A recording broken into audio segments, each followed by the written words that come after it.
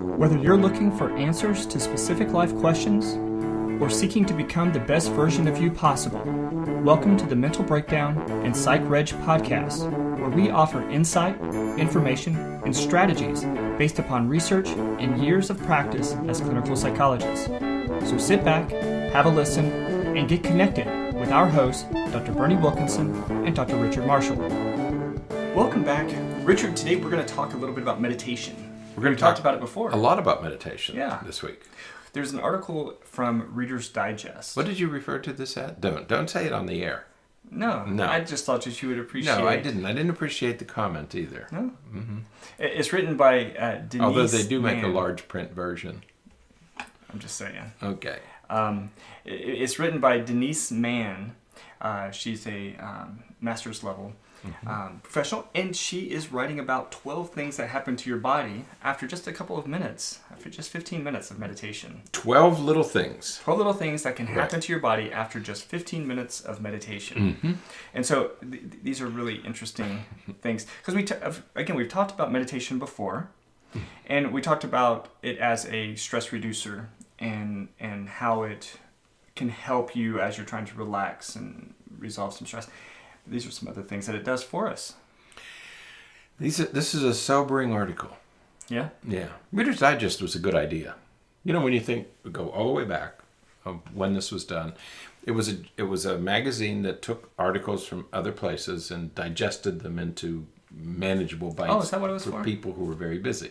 Oh, is that what it was for? Yeah, they would take things and put them into this, and you could pick it up. It's Curated. very small. Mm-hmm. You could almost put it in your pocket, and you could read these articles. And then if you wanted to read more about it, you could go to the original places. I think it's changed over time, so now it's sort of freestanding, and so they would have this article by her. Yeah. But this whole meditation thing, when we talk about meditation, what are we really talking about? Well, I think we're talking about a broad class of activities that calm, that center, that and it. Well, I guess it could be different because there's transcendental meditation, there's mindfulness-based meditation, there's lots of different. But they all aim to do the same thing, right? And that is to help relaxation, to help center, to help ground. Right, yeah. Because we live in a very frenetic world. Mm-hmm. We all miss the old days. You know, those lazy summer days where people would sit around on the porch and talk, or long dinners where you would just sit for an hour or 2 hours and just talk and enjoy the company of others. We're doing less and less of that. Right. And it just seems like keeping up with email and texting and Twitters and, I have a hard time with my Twitter account. He doesn't have a Twitter account. I have a hard time keeping up with because he won't let me.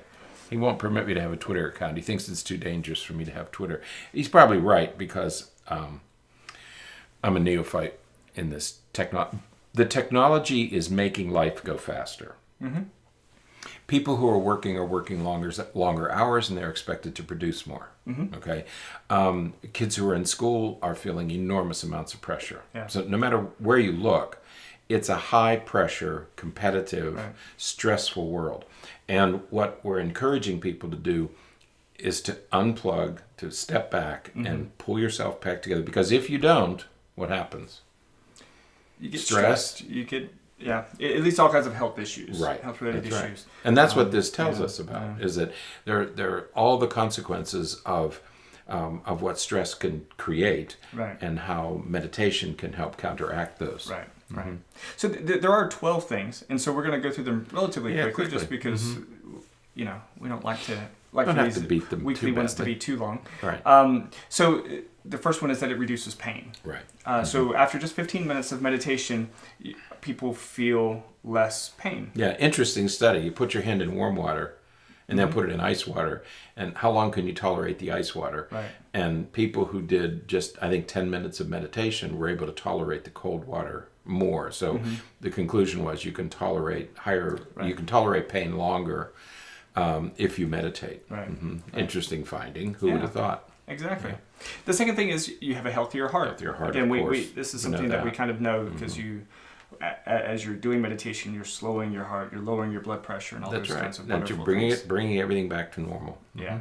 You sleep better. Sleep better. Sounder sleep. Right. And we, sleep is one of our trifecta, one of the trinity that we talk about: diet, exercise, and sleep. So meditation helps you sleep. Again, it should make sense because as it brings stress down, as it brings that frenetic energy down a little bit, it's going to help you sleep better. I read an article yesterday about sleeping for the importance of sleeping for 8 hours, and this person was arguing that it takes 8 hours of sleep to get enough sleep cycles in to pull your brain back together at night.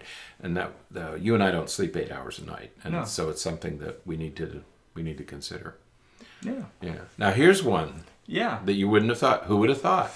Who would have thought it helps you lose weight? Right. Yeah. And we knew years ago that stress causes you to hold on to stored fats. Okay.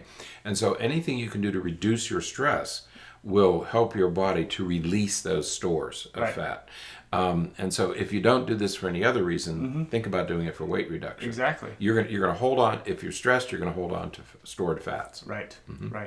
Now, the next thing is fewer tummy troubles. And again, this will hopefully make some intuitive sense. A lot of people associate upset stomachs and things with anxiety, stress. Right. Sure. And so, again, reducing stress, fewer tummy troubles. Right. If you are stressed, your stomach is going to produce more acid. More acid causes problems. Irritation. Irritation creates inflammation. Right. So. Absolutely. Now, the next one, it kind of goes with everything that we've talked about so far, because I think we've even said it. Right. It diminishes anxiety. Right. And any time we can diminish anxiety, right, it's something that we should definitely be looking into and trying to do more of that. Right, because anxiety produces the stress hormones that creates all the problems inside our body. Right. Now, with all of this, we end up being happier. Right. And so our days go better, and so we have happier days. Right. Which is really, one of the things I talk to patients about during our first session is, my whole goal is to help you be happy, is to help you enjoy things in your life. Slide down. I want to bring out one thing on this. Something I hadn't seen. Nuclear factor kappa B. NFKB. You and I have talked about the metabolism, the physiologic process that occurs with inflammation, and this factor kappa B, when that's triggered, as you move toward when they talk about happier days, as you move toward the fight or flight response, your body will produce this factor, and it causes genes to release the proteins that create inflammation. Right. So when you back up, these are physiologic events that you create in your body, and you're going to produce real things that affect your genes, that affect the proteins, that are going to affect how you feel and how your body battles against this Absolutely. stuff. And don't minimize the importance of these sorts of things. We can't stress enough how important it is to create some relaxation in your body. Right. I mean, otherwise, you're going to be unhealthy. Right. Physiologically unhealthy. Right. It's that's so important because we talk about these things, and I think a lot of people think, oh, well, they just talk about that stuff. Of course, we need to reduce stress and all. There are real biological correlates to what we're talking about. That's right. That's so, right. So that's a good example. These are not just to make you relax and sleep, but there are physiologic events that occur in your body that are going to damage your physical health, not just your mood. It's going to damage your physical health. Absolutely. If you don't get them under control. Yeah. Now the next thing is improve your memory. Yes. And when we are stressed, we don't have full access to our cognitive abilities. And so, one of the first things that's sacrificed is going to be memory, especially memory for things that we want to remember. That's right. And it's not just memory, it's other cognitive functions. Right. It's memory and other cognitive abilities. Right. And if you're on the other side of 45, age 45, this becomes an issue because you're going to be experiencing some memory loss after 40, 45, 50, and this is a way to counteract that. Right. Yeah. The next thing is enhanced coping skills, and so again, a lot of these things should make pretty intuitive sense. You know, the less stressed you are, the more likely you're going to be able to handle other stress and other situations. So that should make sense. Now, the next one I like, and it's a sharper competitive edge. Why do you like this one? Well, because I think that what happens is... I thought you might like this one.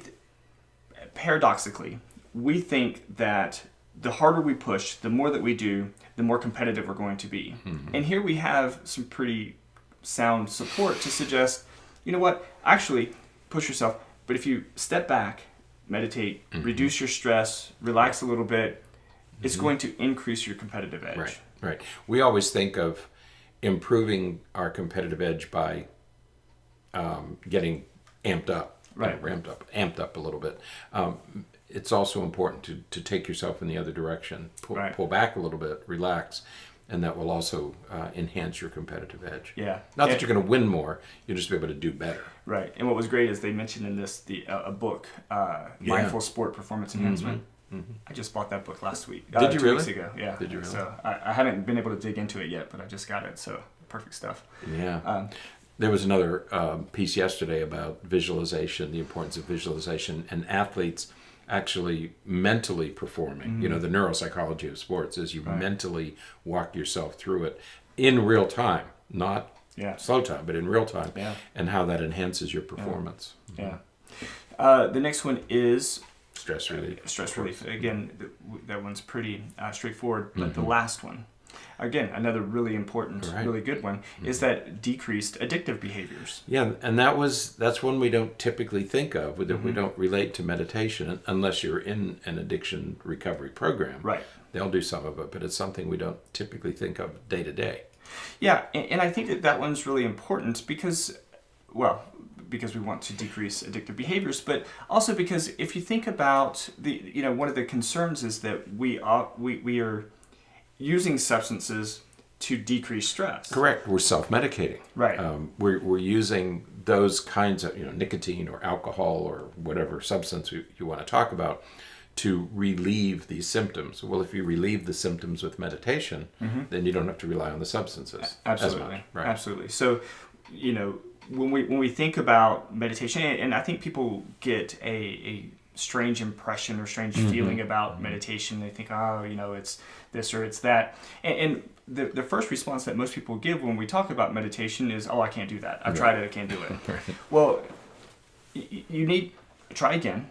First of all, try again. Second of all, there are lots of apps and there's lots of things out there. And we've talked about that in previous podcasts. There's lots of things available out there to help you with this process. That's what I would do. If you're just starting with meditation, get an app that you like, and that will get you started. And once you realize the benefit, it's like everything else we talk about. Once you realize the positive benefits, then you'll be motivated to continue. And then you can put your own kind of meditation programs together. Meditation has a bad rap. I think it goes back to the 60s. Transcendental meditation came out about that time, and people associated with tree hugging and hippies and all that stuff. It's far more than that. It's used in every cancer treatment program, for example. Addiction treatment. And more and more research is coming out to say it's often better than medication. That's right. The meditation is better. And certainly as an adjunct to medications. So please try it. Yeah, absolutely. I just take naps. It's a type of meditation, I suppose. It is. Winston Churchill was right. All right. Well, with that... He used to sleep for 20 minutes at a time. During the war, he lived in the bunker. He lived underground in the war room. And he would go in and he would sleep for 20 minutes and he'd get up refreshed and he would go back at it. And when he got tired, he would go back and sleep for 20 minutes. And he did that through the war. All right. Well, you don't care. That's what I needed to be able to do. If I could sleep for 20 minutes at a time, think about what we could get done. Here's what you have to do. You get a little aluminum pie plate and a spoon. And then you go to sleep long enough to drop the spoon. It wakes you up and you've had enough rest. That's all you'd have to do. 10 minutes. There was a guy who did that. Was that Inception in the movie I Inception? don't know. I didn't see Inception. Oh. Did he do that? Something similar.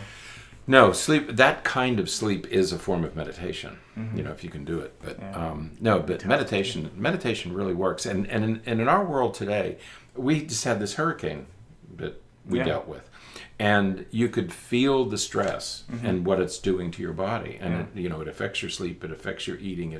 People were saying, they tell us to store up on snacks that are not perishable.